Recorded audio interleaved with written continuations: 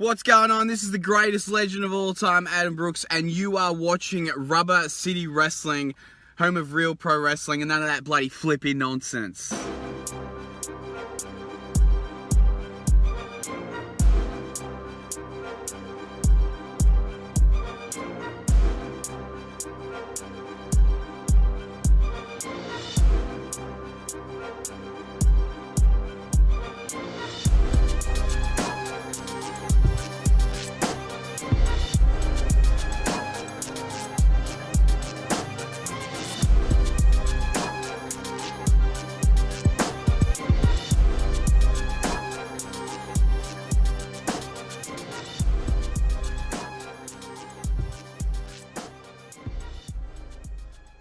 Hello and welcome to another edition of RCW Spotlight. I am your host, your role model, Ric Lieb, the RCW Global Television Champion. That should be up front. Almost didn't mention it because of that. And with me as always, he is the manager of champions. He is a 42-year veteran of the sport, 10 years more than me. And, of course, he's the self-proclaimed star of the show. The 2020 Manager of the Year. I hate having to throw that in there. Yeah, you're surprised that they're making me do that? That wasn't your doing? Know your damn role. Sicilian Beast, Ken Cerminara. Oh, Ken, it's finally happening. This Thursday coming up. You finally got the boys to come in there and put the belts up on the line against Fire and Ice. I hope they don't get hurt too bad. Fire and Ice. Yeah, come on. Fire and Hey, you know what? You got the Rookie of the Year. You've got the Future Star Award winner. And, of course, you've got the best tag team. They should have won Tag Team of the Year. And now they're going up against the guys that won the belt and then haven't really defended it. Now they're going to do it. Who do you think has the rust? I'm just asking you a question. Who do you think has rust on this one? I think rust has very little to do with this one because my guys got more experience. They're more accomplished pros. And I think it's just that it's too much in their favor, even for the rust factor, to play a part in the decision. And that's how I see it. Well, I guess your eyesight's the first thing to go. Anyway, we're going to go ahead and take a break. But when we come back, we're going to have a little bit of a different type of show today. And you'll see what we're talking about in just a few minutes. Hey guys, I'm Mike. And I'm Brent. And we are the hosts of a Swingin' a Tribe podcast, and we're part of the Press Play Podcast Network. Yeah, we're really just a couple of fans who love Cleveland Indians baseball. So if you love the Tribe, please give us a listen. You can find us anywhere that podcasts are available. Mike, tell us where they can find us on social media. On Facebook, you can find us at a Swingin' a Tribe MLB podcast, and on Twitter, at Swingin' a Tribe. Go Tribe! RCW Rubber City Wrestling. Allow me to beg your indulgence for one moment. This is the fallen angel, Christopher Daniels. The Mick Foley. And you are watching RCW Wrestling from the Rubber City. Rubber City Wrestling. Real pro wrestling. Not the flippy stuff. Have a nice day. Yeah. Catch RCW Spotlight Sundays and RCW Global Thursdays only on the RCW Network on YouTube. Welcome back to RCW Spotlight. Ordinarily, we would have a topic that we would want to go ahead and talk about, but unfortunately, and very unfortunate for us, we lost two people a little over a week ago. Couldn't talk about it last week on the show because of the fact that we had the award ceremony. But this week we can. As you see, he's got the Josh Signs shirt on. A good friend of ours, Josh Signs, who was running for mayor, and he actually sponsored a few of the RCW events and an after party. He unfortunately passed away. That was about 8 days ago, I think. And then a little bit earlier, before him, About a week before, exactly. Yeah. We unfortunately lost Was your friend. John DeFazio, Jumping Johnny DeFazio. He was a star on studio wrestling in the Pittsburgh area in the 60s and into the 70s and even into the 80s a little bit. And John would absolutely have been a world champion, but chose to stay in the area and not travel. And he had won the tag team championship Twice. And once with Guido Mongol, and he teamed up with Dominic DeNucci on many occasions as well. And John was really good. And I was fortunate enough to wrestle John in his last match ever, which was in his hometown of Shaler, PA. And I believe we have a video on that. Yes, and that's what we're going to end up doing. We're going to, of course, Gonna have a shot for these guys. Well, we said that at the same time. I think you're going to need a Coke. Oh, I already knew I was going to do it. Anyway, we're going to do a shot for these guys. We're not doing the cheap ones. We're going to go with the Gentleman Jack. And then, all right, good stuff. That's okay. It's high enough according to your doctor. Role Model. That's awesome. These new glasses. But why does it have to have the Beast logo? And a little more for Beast, and a little more for Beast. Beast can have a little bit more. How good is that, Beast? All right. This is for Josh and Johnny.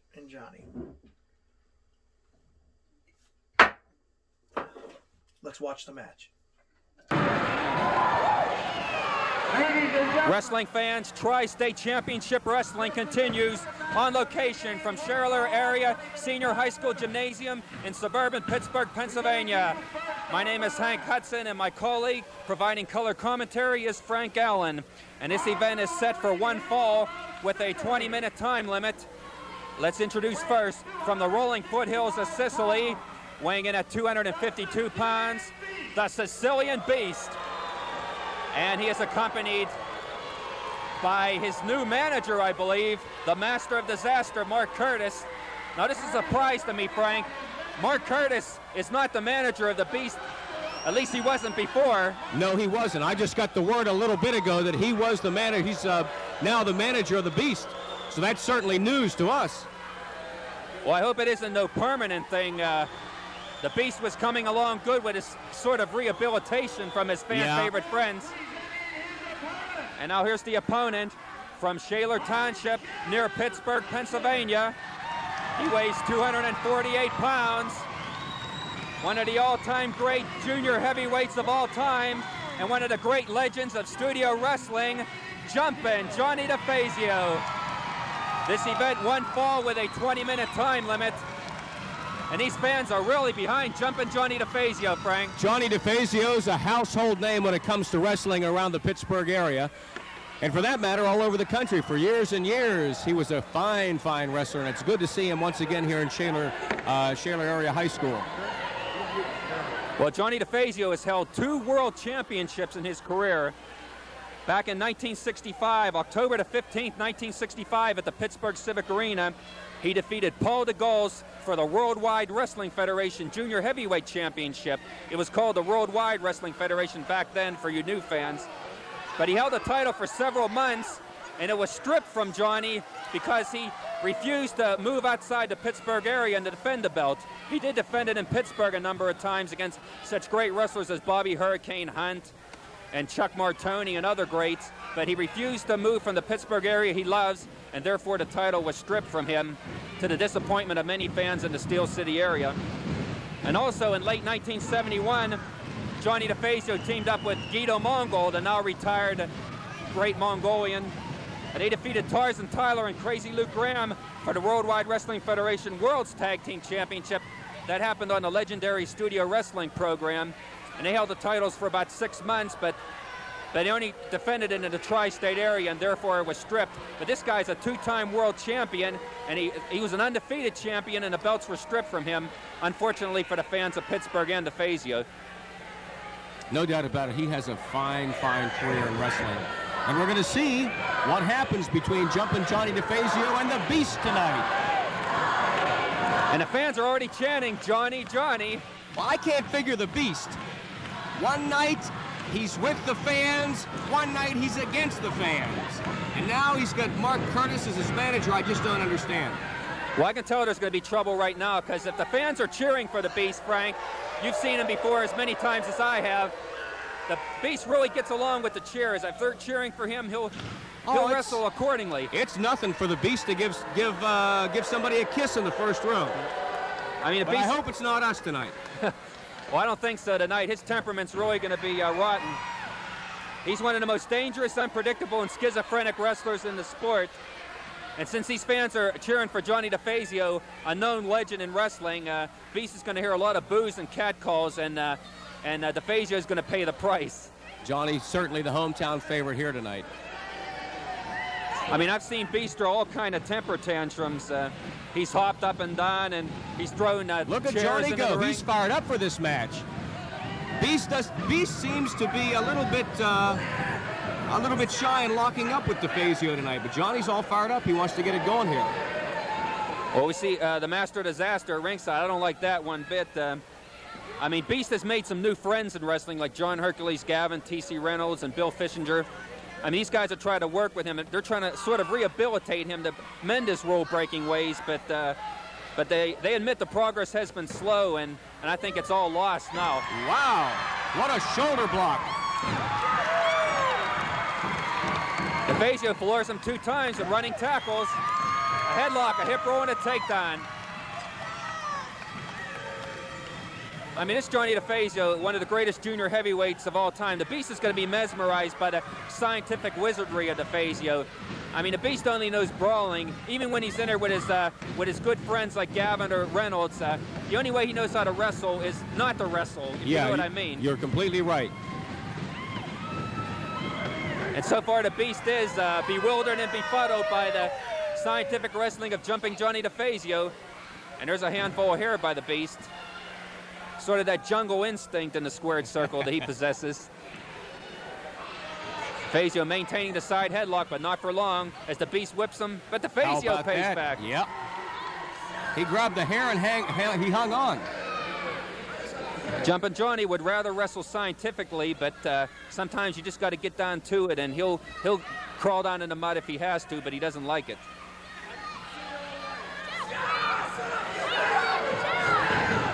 Whipping to the ropes, shoulder block by DeFazio, floors the Beast, and an encore.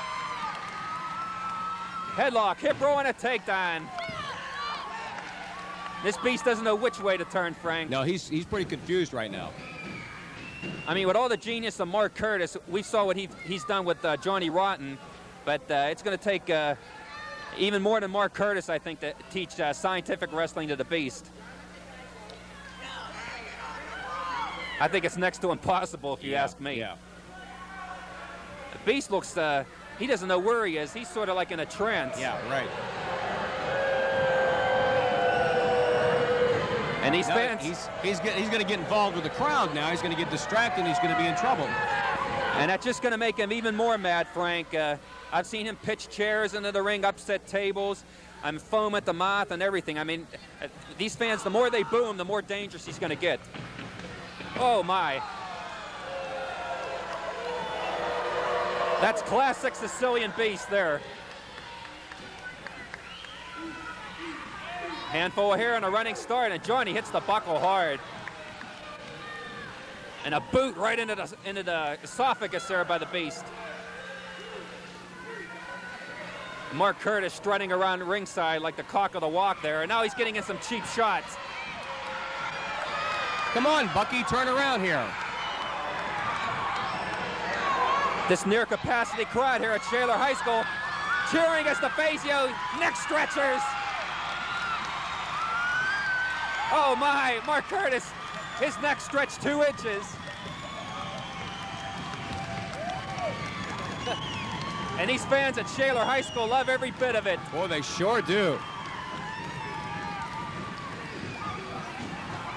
Mark Curtis's tongue is like sticking out around 5 inches too. Just doesn't seem to want to go back in. Well, we'll see how close Mark Curtis gets to the match now after that happened. Leg trip by DeFazio, and a spinning toe hold. A step over toe hold, and 1 spin. What do you want, Curtis? Did you see what he did to me? I didn't do a thing. Unprovoked attack. He grabs me by my brand new jacket, picks me up there, and slams me right on that table. That's not fair. I'm the manager. I'm not a wrestler. It's unfair. DeFazio's going to get his before the night's over. Let me tell you, this is Mark Curtis, Master Disaster, baby. Woo! Did you hear those fibs and fabrications? Oh, my. Mark Curtis can lie with the best of them. Now he's distracting the referee as DeFazio got a cradle. 1, 2, and it cost Johnny the 3 count. Now the Beast breaks it. Doing a little choking now on DeFazio. A big double chokehold by the Beast. And there's where Mark Curtis is very valuable to a rule breaker. He distracted the referee long enough. The match would have been over if it weren't for the Master of Disaster. That's where a manager comes in handy sometimes. Now the Beast has some kind of rear choke. Still looks like a choke. Still looks like a choke from this vicinity. It may be on the middle rope. They're on the far side of the ring. Referee Bucky Palermo really has his hands full with the Beast. The Beast doesn't want to break the hold. I mean, he's out of his gourd in this match. And these chants of Johnny from this huge crowd are going to really turn the Beast for the worst. And now Beast maintaining that rear choke hold or chin lock or whatever, probably a choke. And now a whip into the turnbuckle, face first by the Beast.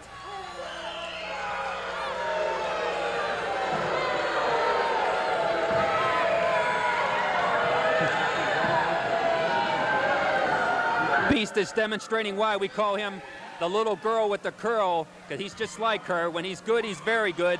But in this particular match, he's downright bad. What's going on over here? That's Mark the man Curtis who never got another interferes. shot and another shot on DeFazio. And again, referee Bucky Palermo doesn't see it. The Beast distracts him completely. But remember, Mark Curtis never interferes. Yeah, I didn't see that. It must have been our imagination. Oh my, another cheap shot, and Johnny got him. He's got him by the hair now. Well, but Curtis eye gouges, I believe, and manages to escape again.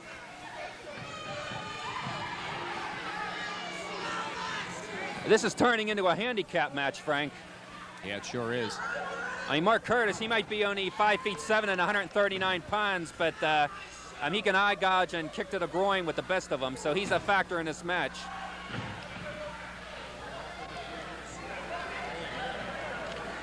Beast once again choking on that rope. That seems to be the Beast's favorite move in this match, is a chokehold.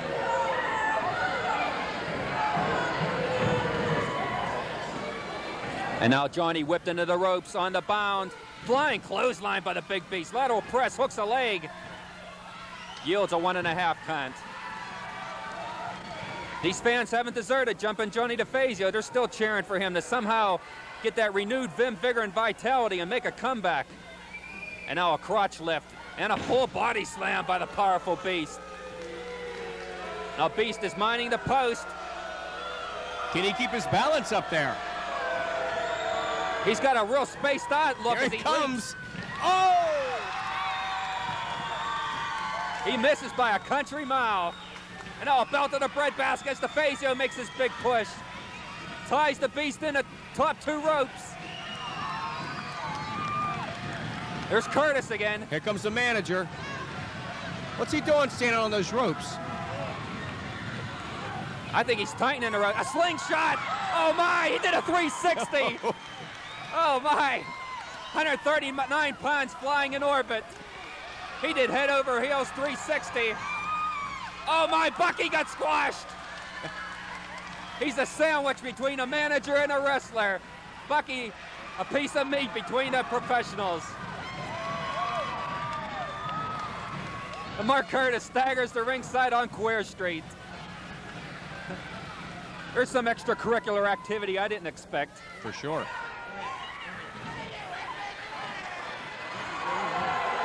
And now Beast is outside the ring for some respite.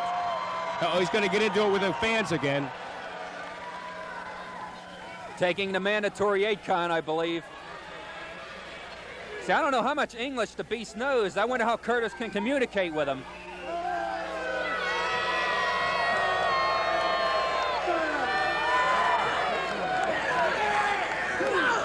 An impromptu skull session at ringside.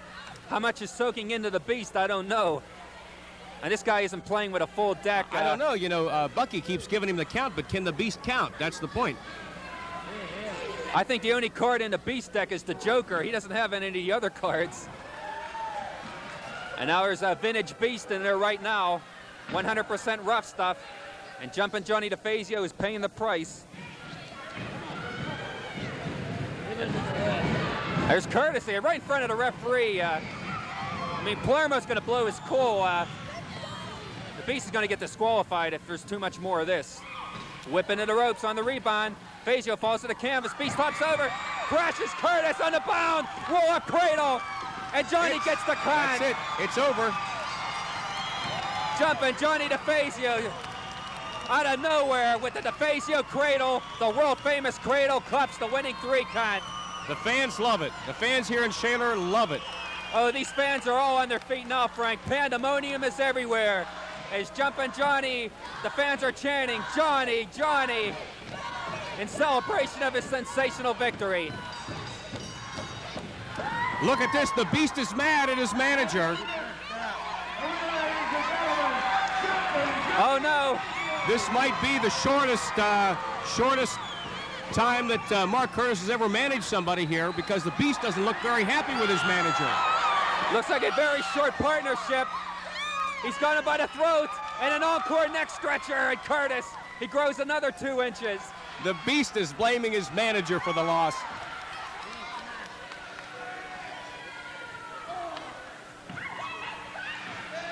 I know Beast is letting DeFazio have some legs. All right, from the high altitude. Oh, wow. My.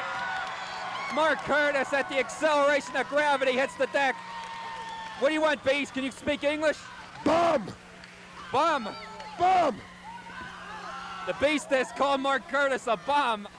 And there's Curtis again, whipped into the ropes on the bar. Oh, my! He sent him into orbit with that, Frank. I guess that means that Mark Curtis is fired as the Beast manager now. Would that be safe to say? I do believe he is. We got a ring second going into the ring trying to revive Mark Curtis. Mark Curtis is stretched out, all 4 limbs. Well, the winner of this event, Matt fans, Jumping Johnny DeFazio with the reverse cradle, and we'll be back with more Tri-State Wrestling momentarily. Are you looking for a job? I mean, seriously, do you want a job? Then get a hold of ASAP Staffing. ASAP Staffing is located in Barberton, Ohio, 165 2nd Street Northwest. Phone number is 330-203-3106. Would you like to see your commercial aired on both RCW Spotlight and RCW Global? Contact us on social media at facebook.com/Rubber City Wrestling, Instagram at Rubber City Wrestling, or email us at the RCW Network at gmail.com.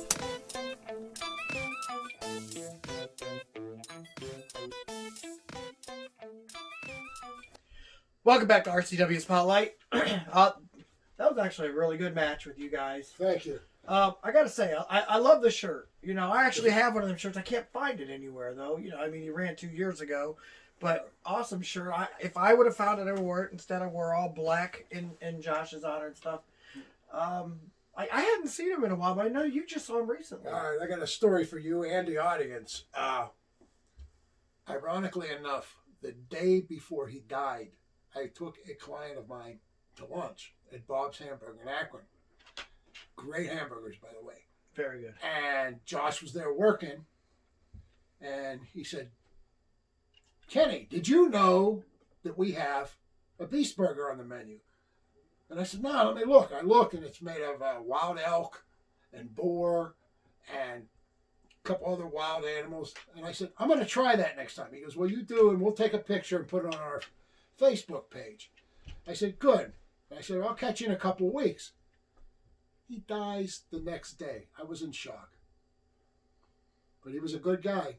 Yes, he was. And almost everyone I know knows him. Yeah, well, he didn't have any enemies. I never talked to one person that didn't have. That's one of them guys that everybody liked. They all had good stuff to say about him. So, all right. Well, you know, obviously, you know, our prayers and our thoughts are with both their families. And we need to ungloom this. So we're going to go ahead and... Also, might I add, the match I had with Johnny DeFazio, which was his last match ever, as far as I know, it's one of the only matches of his on YouTube or anywhere else. Yeah, because they did not keep stuff back then. They would tape over and over and over, and what a shame, the archives they could have. But the small story to that is my stepdaughter's husband worked with John. John was his boss.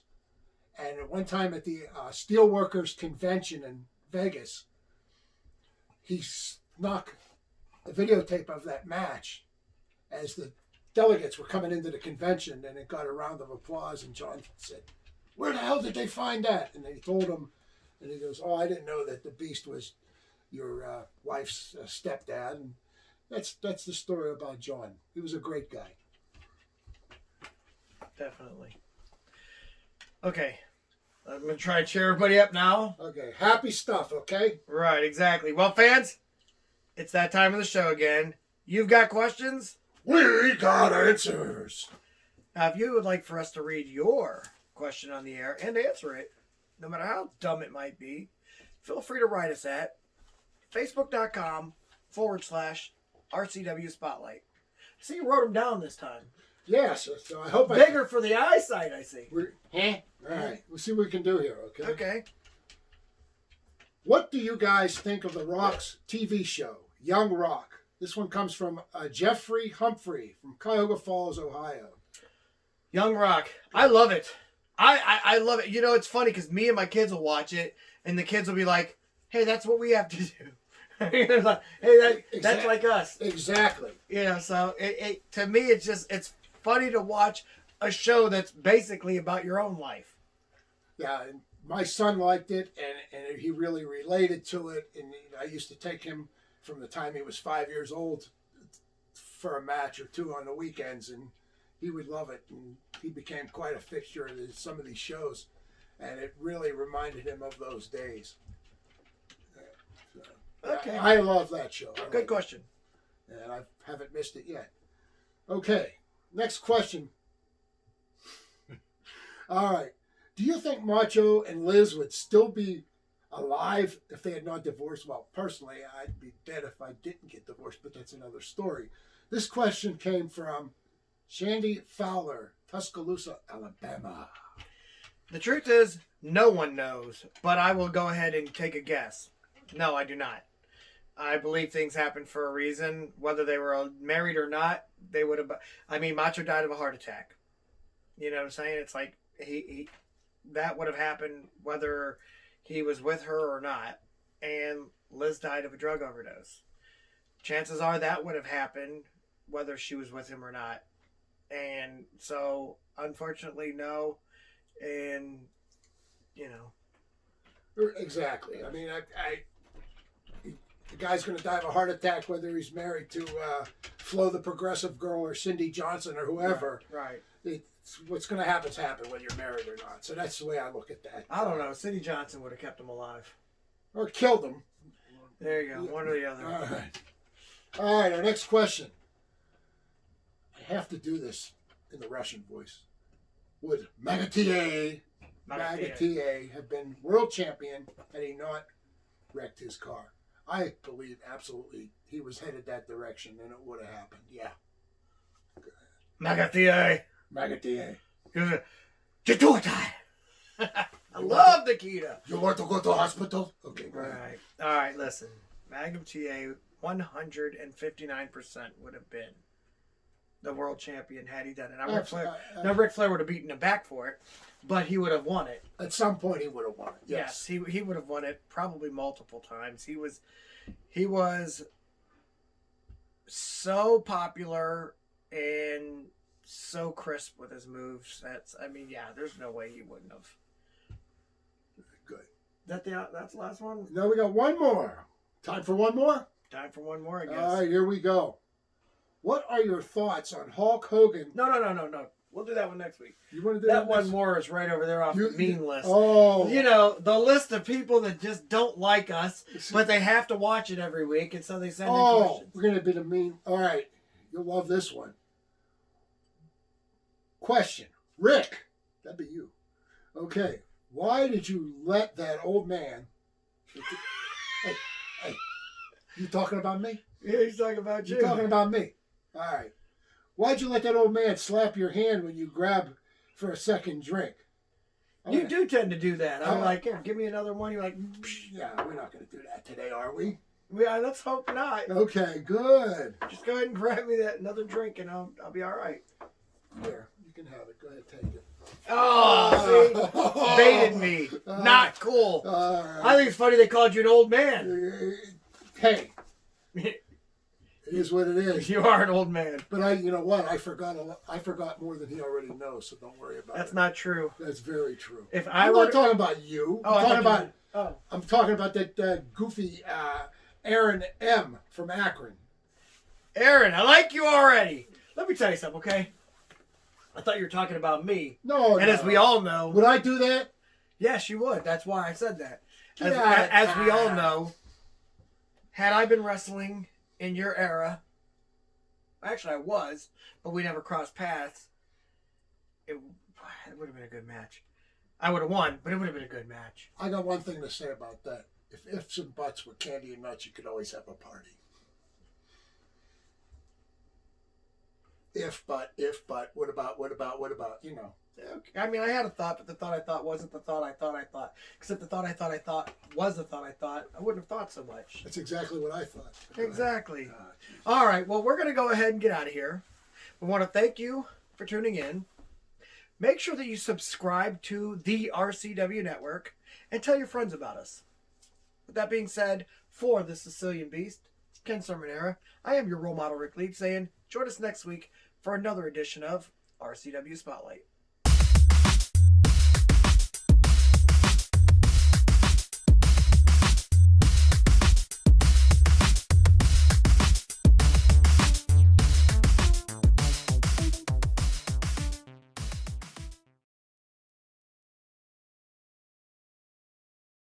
Hey guys, it's your role model, Ric Lieb. I want to thank you for watching the show. If you could do me a favor, go ahead and hit subscribe right down there, and it would help us a lot. I appreciate it. Thanks.